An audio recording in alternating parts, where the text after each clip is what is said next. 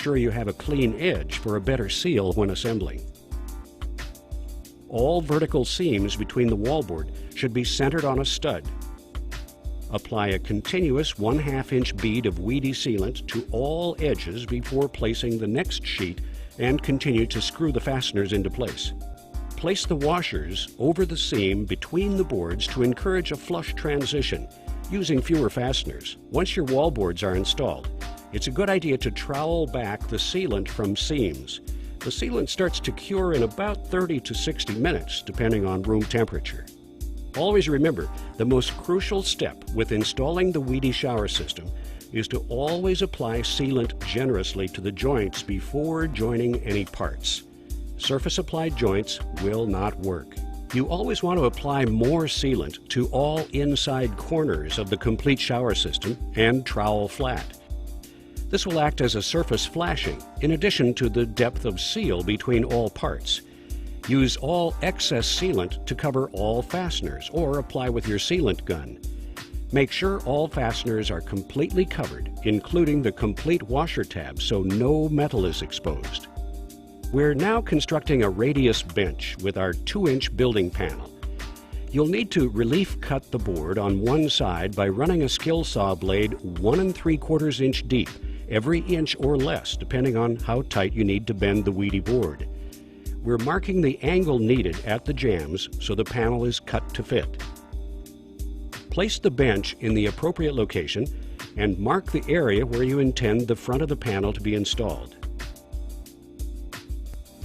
Apply sealant generously to the full edges at the jambs and sill of the front bench panel.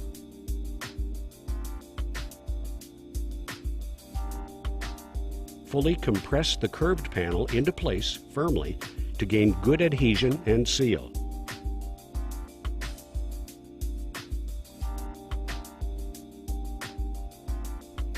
Surface apply another bead of sealant to the bottom edge and trowel flat. Use your scrap material cut to the same height as the front panel and glue these to the radius back wall, acting as a ledge support for the bench top. Cut your final bench top with the appropriate radius to fit the back wall.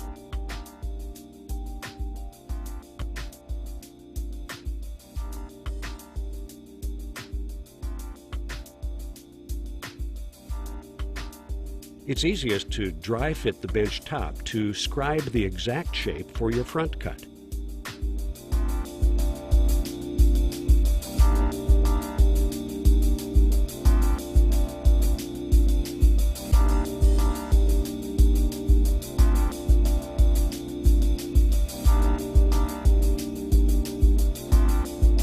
Now, glue the bench top into place.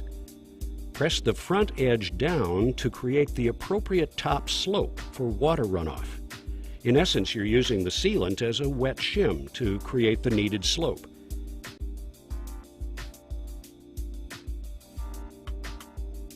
Finally, apply your sealant to all seams and trowel flat.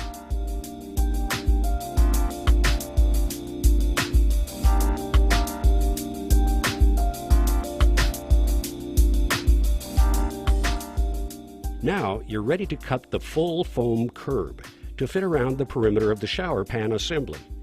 Using a handsaw, cut the curb to the appropriate length and angles as needed. Do a dry fit to ensure everything fits tightly. You'll want to use thin set to adhere the curb to the floor while making sure to not get any thin set where you will be applying sealant between the pan edge and the curb.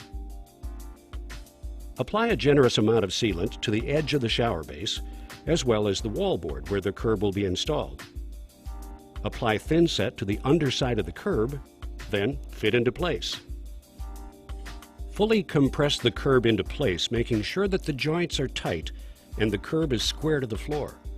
Apply more sealant to the mitered edge of the curb where the two curb parts meet.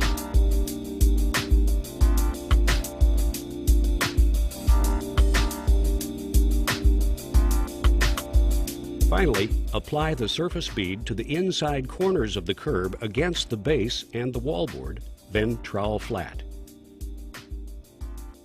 We recommend applying mesh tape and modified thin set to strengthen the radius board that was relief cut to bend on the radius wall.